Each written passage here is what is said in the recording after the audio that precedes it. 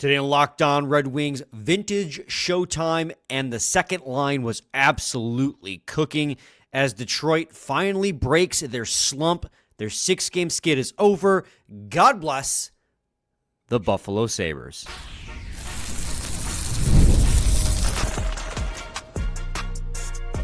You're Locked On Red Wings, your daily podcast on the Detroit Red Wings. Part of the Locked On Podcast Network, your team every day.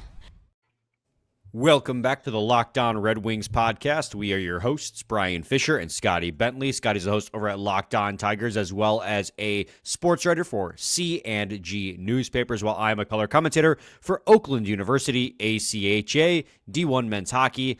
And Scotty, we have a win to talk about, and not just a win, a blowout win. And just real quick, how fun is it to win hockey games? I had almost forgotten.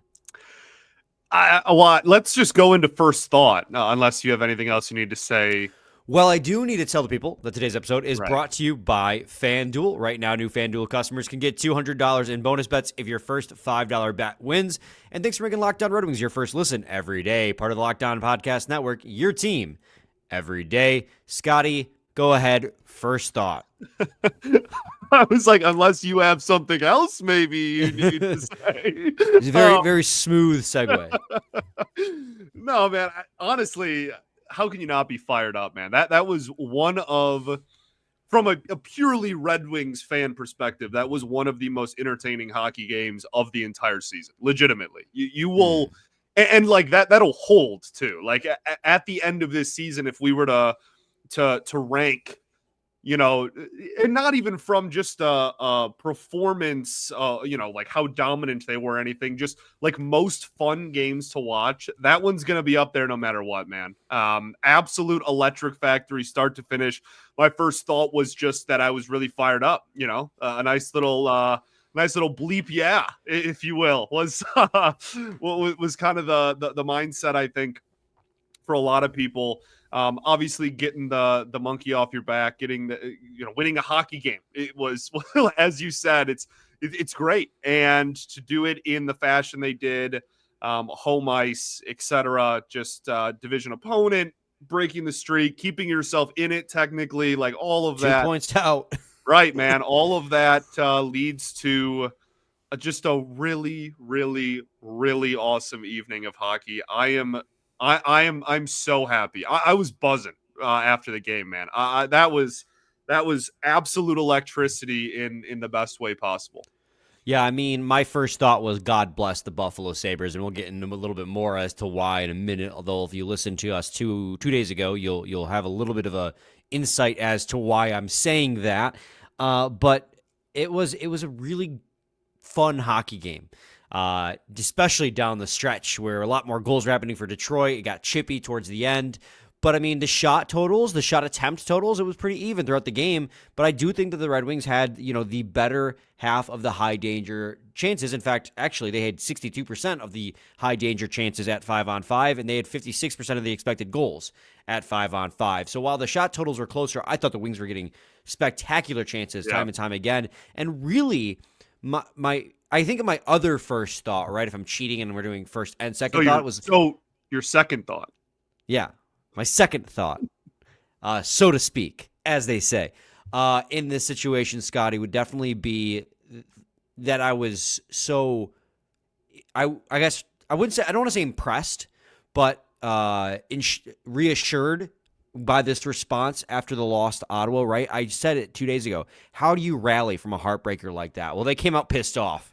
Dude, and they scored 7 goals. I said that during the third period when, stuff was kind of hitting the fan and there were sticks and gloves everywhere and Sider was scoring goals and whatnot. Like I said out loud, I was like, dude, just let it all out. Like, you know what I mean? Like, it's just like, it's one of those moments where, as you said, man, there's just a lot of pent up anger. You saw in the first period, like Raymond missed a shot and was, almost broke his stick on the boards. Like there was a lot of pent up anger and aggression. And unfortunately for the Buffalo Sabres, They were on the receiving end of all of that frustration getting let out at once. And I'm hoping that this can be like okay, like now we're back, level-headed.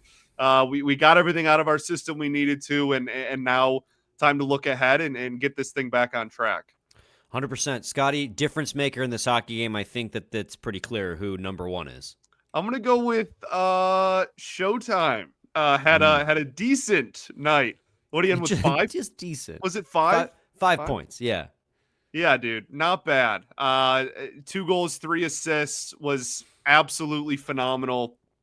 I think the coolest, I don't know if coolest is even the right word, the nicest part about this performance is that, we have really gotten on his case about 5-on-5 production. And while he still obviously had plenty of production in the power play in this game, he was really helping move that line as well at 5-on-5 and at even strength. I think that clearly it's easy to say now that they put up 7, that went a long way, but that is something that we are going to be leaning on him for and relying on him to do going forward. Because if the 5-on-5 play surrounding Kane and that line specifically looks like that going forward, then we're talking about a completely different offensive approach for sure. Yeah, that was Patrick Kane's 4th 5-point game in his career. So as great as Patrick Kane is and how throughout his career and as many multi-point games as he's only had now 4 5-point games. That was definitely a vintage offensive performance from Patrick Kane. He was definitely pushing all the right buttons, getting up the ice. The one was a nice breakout pass to Alex DeBrincat from out front, right? Marco Kasper did a lot of the work, and we'll talk more about the second line, I'm sure, in segment 2 when we're talking about notable performers, because the entire second line was cooking. But just to focus in on Patrick Kane, he gave a breakout pass to DeBrincat, went down the ice, cut across, and scored. His assist on Marco Kasper's goal was a secondary one as well. He was just kind of all over the ice, making little plays work for the benefit of the entire team. He had a great game. He was vintage Patrick Kane. And, in one night, he kind of, boosted his point total projection by like 4 or 5 points in the right direction, which is crazy to think. Yeah, it was just really nice to see vintage Patrick Kane show up in the offensive zone, because that's what you were hoping to get when you signed him last November. So, It was great that it happened against the Buffalo Sabres, his hometown team, and that's my difference maker, is just the Buffalo Sabres. My difference maker is the Buffalo Sabres, Scott. The opponent in the game tonight for the Red Wings is the difference maker. And I mentioned it on our episode 2 days ago, and the broadcast actually mentioned something I didn't realize too. So remember when the Red Wings had that 5-game losing streak earlier in the year? That was the game. Then Kosa had made the relief appearance. They won in a shootout against the Buffalo Sabres to snap that losing streak. And then last year, as I mentioned 2 days ago, it was against Buffalo that they snapped their 7-game losing streak. So when I say God bless the Buffalo Sabres or thank God for the Buffalo Sabres, that's what I mean. Whenever the Red Wings are skidding, you can always rely on Old Faithful, the Buffalo Sabres, to come into town and give you an easy dub. Buffalo, we thank you. Yeah, the fact that we've been talking about how the Red Wings trade deadline has looked the same for 3 years in a row, and that you can kind of take that a step further and say Buffalo's relation with the Wings at the trade deadline has been the same 3 years in a row is wild. But this team, like I said, this team really needed it. And I'm glad that they were able to just unleash all of that frustration in one game and kind of hopefully put it behind them now. 100%. Scotty, let's head to a quick break. When we return, we'll talk about notable performers. So stay tuned to Locked On Red Wings. You just realized your business needed to hire someone yesterday. How can you find an amazing candidate fast? Easy. Just use Indeed. When it comes to hiring, Indeed is all you need. Stop struggling to get your post job To get your job post seen on other sites, Indeed's sponsored jobs put your post at the top of the page and help you reach the right candidates fast. I've been in that spot where I needed a hire like yesterday. In fact, when I worked at LCA coming out of COVID, we very quickly, just with a couple months' time, had to fill the entire team store's worth of employment. And we, a lot of the times, turned to Indeed. And Indeed made it quick and easy to not just fill the main store, but all the small portals with employees, thanks to Indeed. So now you can speed up your hiring process with a $75 sponsored job credit. Just go to Indeed.com/lockdown right now and support our show by saying you heard about Indeed on this podcast. Terms and conditions apply. Hiring, Indeed, is all you need. Ever check your bank account and wonder where all your money went? Between dining out, online shopping, and entertainment, it's easy to lose track. That's where Monarch Money comes in. Your personal CFO, giving you full visibility and control over your finances. Monarch Money isn't just a budgeting app, it's a complete financial command center. You can track all your accounts, investments, and spending in one place so you can stop managing your money and start building your wealth. Instead of juggling multiple apps, you can use Monarch to check your finances, track spending, and even plan long-term goals. And it's got some easy collaboration. Managing money with your partners is smoother than ever. You can track shared and personal accounts, set goals, and stay on the same page without the stress. Take control of your finances with Monarch Money. Use code LOCKDOWNNHL at monarchmoney.com for 50% off your first year. That's monarchmoney.com, code LOCKDOWNNHL for half off your first year. Segment 2, Locked On Red Wings podcast. Scotty, just an absolute boatload of notable performers to cover in this game. If you will. A plethora, as they say. Scotty, I think the best place to lead off is just talk about the rest of the second line because they were no slouches in this game either. I mean, if Patrick Kane's going to have 5 points, there's a strong bet the other two guys on his line were also going to produce points as well. Alex DeBrincat with 4 points in tonight's game. Thank goodness he's okay. I was about to... The vibe would be so substantially different. Like, imagine. I had faith he was okay because the way he fell, his wrist went this way forward rather than backwards. Yeah. And you have a lot more flexibility going that way. I was like, he might have just like hyperextended it a little bit or fell on it awkward. So when he started the third period on the power play, I was like, okay, my gut instinct was correct. But yeah, 3 assists and his 30th goal of the season, the first Red Wing this year to hit that marker, something he has not hit the last 2 seasons. So that's just, for Alex DeBrincat and that second line, that's just a good feeling in multiple different ways. Yeah, multiple and different ways for sure. It's awesome. You liked that one, didn't you?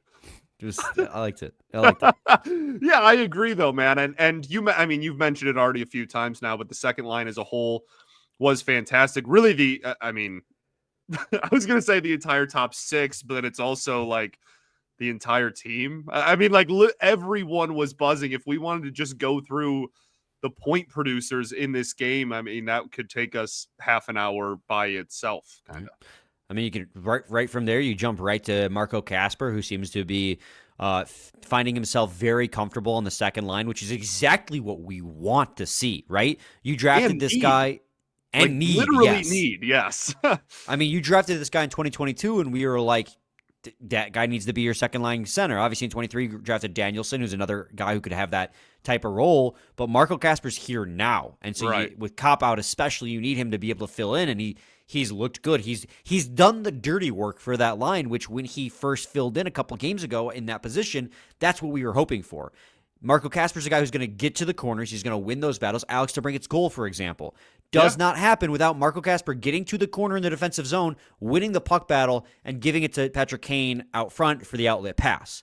Also, he charges the net front, right? His first goal was because he's screening the goaltender and it goes off his body. He's had multiple deflections off him this year.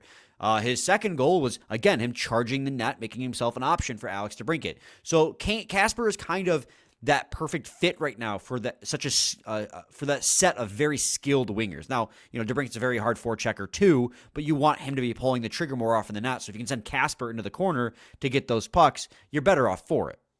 Yeah, for sure. And that again, when I say that the team really needed him to thrive on the second, like they I mean that kind of literally, like they really did. For a while there, when the offense got a little stagnant, it was because the top line was the only line that was producing. So to be able to move him around, I think just putting him with just surrounding him with great point producers obviously helps a little bit inherently, but he is, as you mentioned, exactly what those two guys need. Like he is exactly the type of player that you want to put on a line with them. And so I am thrilled. I hope that this just stays and this is just it going forward, because if this is a real thing and not just lightning in a bottle for a couple of games and is a real legitimate threat going forward, then the entire outlook of this team and where you're getting point production from really kind of dramatically changes. See, I think it's real. And I will tell you, because I do too. He's looked comfortable in every role they've put him in since he got called up early in the season. When he was playing on the third line with Bergeron and Tarasenko, right? They didn't get many points, but every single day that line was their second best line at that point. Under Lalonde at that point still, obviously. Even though if they weren't producing, they were getting opportunities, and a lot of that, again, was because Kasper was getting the puck. Right. He gets bumped up to the first line. All of a sudden, the first line looks so much better with him there. Well, now they needed a second-line center. JT Compher wasn't cutting it. They put him on the second line, and what do you know? Not saying he's the reason Patrick Kane had a 5-point night and DeBrincat had a 4-point night, but he wasn't not the reason, right? He was actively contributing to that production. And the second line was really good against Ottawa the other night, too. They didn't score a goal, but they looked great all night long and had chances. DeBrincat had 11 freaking shots. So the Kasper experiment on the second line through 2-3 games is looking good. So just hope that it continues that upward trend. Right. Yeah. Like I said, man, to be able to like that is a really dangerous top six if that stays. Like if that level of, not this level of production, literally, I guess, but like if they are going to be a high producing line like that going forward, then this top six instantly becomes honestly, like I think you could argue one of the better in the division, if not, bigger picture, start talking conference maybe. Well, and how nice is it, too, that a guy like Elmer Soderblom, who we've talked about at length, right? The a guy like Elmer dog. Soderblom, who we thought was probably done at the NHL level after his ELC was up because he was getting healthied on a pretty regular basis in Grand Rapids last year, has now worked his way all the way back to being a top-line winger and looks good in that spot. He's improved his skating and his level of effort so much. He looks... I don't want to say he looks good again, but he just looks good. Well, and the thing with him that I absolutely love so much, aside from just like the story and the redemption season kind of on the ice, the thing that I appreciate so much about him is the fact that you can put him in literally any situation and it like you can justify it, right? Yeah. And be like, oh, like, we want more of a defensive oriented unit out there. Okay, well, I'm going to put the tree out there who has a giant, wingspan and plays with a long stick because of that. And he's going to be able to, especially, dude, when he forechecks, you are in heck. Like if you are the puck handler in heck, and that dude is forechecking you, you are just being absolutely tortured. And so, you have that. Obviously, we've seen what he's been able to do on a little bit on power play 2 at points throughout the year as well. Obviously, we're seeing 5-on-5 production and what he's able to do, in the corners and in front of the net. Even just his shot has looked so good. I love him, dude. It's one of, if not my favorite story of the Red Wings season this year. Yeah, and the top line was producing in this game, too. Obviously, Soderblom didn't get a point, but Raymond did have 2 assists. I feel really bad for him. He's had multiple opportunities. He double-clutched a shot earlier in the game on a cross-crease pass. It was a little behind him, so he couldn't quite get the one-timer off. Yeah. So he, stopped it, got the shot, and UPL was able to get over in time, but he had 2 assists in this game. So even if he's not, it's kind of like the conversation we were having earlier in the season, right? Where he wasn't scoring a ton, but he was producing a lot of assists. He's kind of back to that. I think they said in the broadcast he only has 4 goals in the last 20 games, which obviously isn't great. Like he was on a pace at one point for 90 points, but he's still going to finish over a point per game. He still is over a point per game. 2 more assists in this game help. But how about Dylan Larkin, Scotty? Quietly had what a night, dude. Quietly has a 3 assist night. 2 of those assists were absolute heart and hustle award type assists, man. Well, that's what you want out of the captain, man. I've said it before, and I'll reiterate it now. Like I almost feel like because the expectation is so high for him in comparison to everybody else, that when he has those really good performances and really crazy productive nights, they're almost like not even talked about because it's just like, oh yeah, like, you know, it's Dylan Larkin. That's what we expect out of him on a night-to-night basis, and that's what this team honestly needs out of him on a night-to-night basis. And yeah, I don't want to take it for granted because he's a heck of a hockey player, man. Yeah, and the 2 assists in particular, right, where he's coming up to the top of the zone and he's battling for possession while he's carrying the puck. He's protecting the puck. He's able to curl back and give it to DeBrincat. And then the second assist, he's in Buffalo's bench. The door was open. He was dumped into Buffalo. Literally inside the bench. Inside the bench. Not like standing next to or flipped over. Like the door got opened. He is literally inside the bench. He gets out of the bench. He chirps the opposing player, which was Greenway, I think, who got kicked out later in the game, and then is pissed off, forces a turnover, picks the puck off, goes in the zone and feeds Tarasenko, who, that was good for Tarasenko. That was a really nice shot. Man. That was a terrible challenge, by the way. Yeah, it was. They literally were they were showing like the Red Wings players and coaches looking at the iPad, and one of them was like literally did the what? Like what? Yeah. Even, yeah.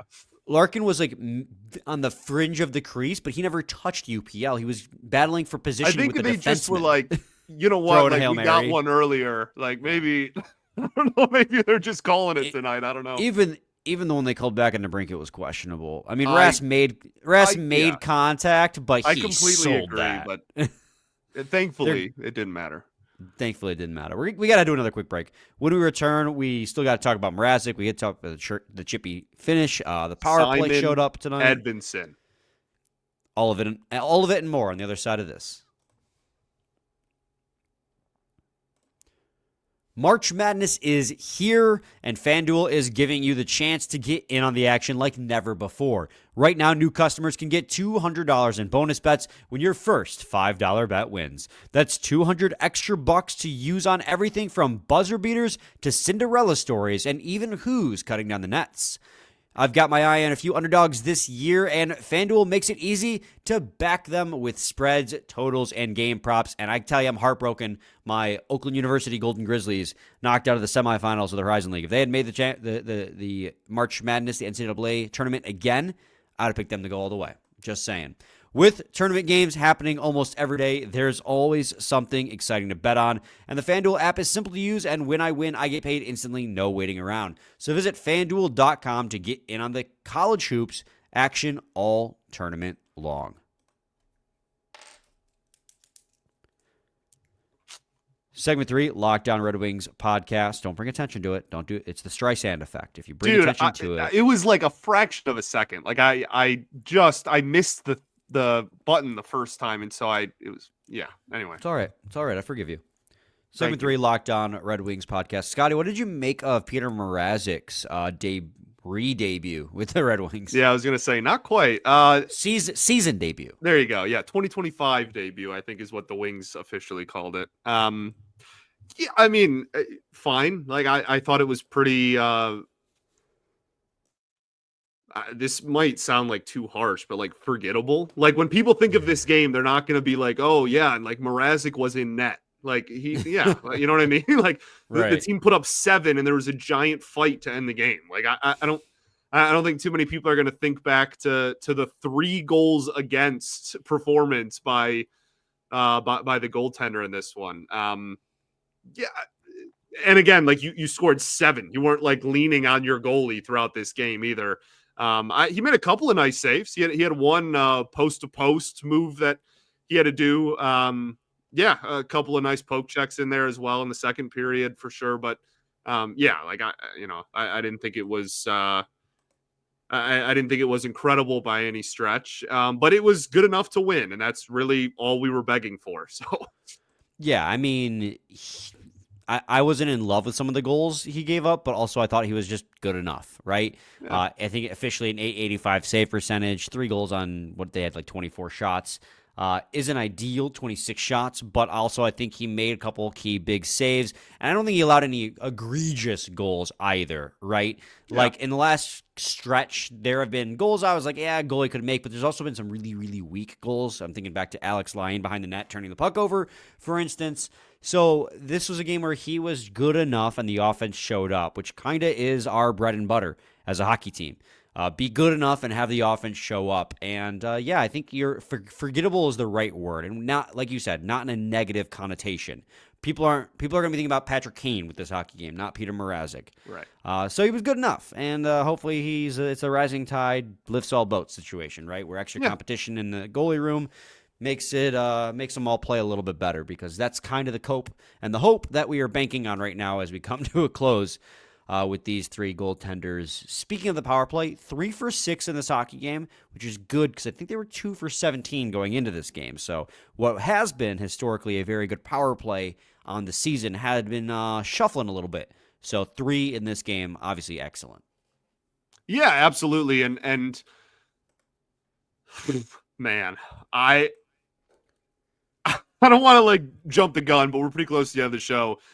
The whole Edvinsson, Tage Thompson, Dominic Shine thing at the end of the game was absolutely electric. And Simon Edvinsson rocks, dude. Like that was awesome. He got rushed, just pushed him down to the ground. It was Norris, right? He shoved down to the Yes, ground. just completely pushes him down to the ground. And then was it Tage? Tage came in. Came Somebody in. equal in height. Right. Came in, and Edvinsson, there was a huge scrum and whatnot. I'm not trying to disrespect Tage Thompson, but like really kind of just like pushed him over. Like I love it. And then Dominic Shine continues to earn his flowers as well, with another fight in this one that got everybody fired up, even more fired up than they already were. That whole sequence was it was a bleep show. There were sticks and gloves everywhere, as they said in the broadcast, but it was bleeping awesome too. Yeah, Sabres finished the game with 5 players on the bench. There was a beer league game, Dude, because so many players got kicked out. Announcement, the ref PA announcement. Oh God, yeah. And everybody else is getting the misconduct. He was so fed up with it. Once he threw Comfer out for that little just scuffle, like barely I anything. agree with that. Yeah, you're like, all right, this is where we're at. They're done with it. And honestly, the whole thing got kicked off. One, because Buffalo was obviously salty; they were getting their eyes pumped shut. But also the hit Rasmussen laid on Bryson, which was a clean hit. It was a clean hit. He led with his shoulder. I think Bryson was in a little bit of a vulnerable position because I think he reached for the puck, and so he led with his head a little bit. But Rasmussen, 1, couldn't have anticipated that. He led with his shoulder. 2, made contact shoulder to shoulder first before the follow through on the hit kind of unfortunately led him to go head first into the boards. But it wasn't Rasmussen's fault. It was a clean hit, and they took exception to it. Rasmussen had to fight Tuck, which was a great hit by Rasmussen. Not a great fight, although I respect the effort. As soon as he missed the first punch, I was like, oh, this isn't going to go well for her. But I respect him answering the bell. It was great nonetheless. But from there on out, like they were taking runs at everybody. And it's like, I get it's unfortunate that Bryson got hurt, but that was a clean hit, and you guys are flying off the handle trying to hurt our guys. I don't know. I thought it was completely there's what's the PG way of saying this? Cowardly. It was cowardly by Buffalo to be taking runs at players. It's unfortunate that your guy got hurt, but like it was a clean hit. Yeah, you gotta keep your head up. Agreed. Okay. Yeah, like I don't really have too much else to say. I think again, just kind of the way the entire last 5 minutes of like actual ice time kind of unfolded was a combination of pettiness from both sides. That's not me like calling out one team like that. Chippiness, as you mentioned, obviously from both teams, and awesomeness from the Red Wings. That's my breakdown. Well, and it's great too because that Edvinsson knocking Norris down is like a almost 1-for-1 replica of when Rasmussen was over top of Jack Hughes earlier in the season. Yeah, staring at him. Yeah, because it's the same thing. Edvinsson, just another big boy, 6'6", where Rasmussen 6'4", just staring down at the little man on the ice feels good. Only other thing we haven't mentioned in this game, Moritz Seider, 7th goal of the game. I think it was the 7th goal of the season for him as well on the power play. And you love seeing Moritz Seider pot a goal. He scored recently, too, against Washington. Made it 2-0 before everything fell apart. Sad. But why are you focusing on that right now? I don't know. Why am I focusing on anything? Red Wings win 7-3. I'm not focusing. We're half an hour into a show. I'm not focusing on anything. Yes, it was awesome. Yeah. Mo was awesome. Other games of note today.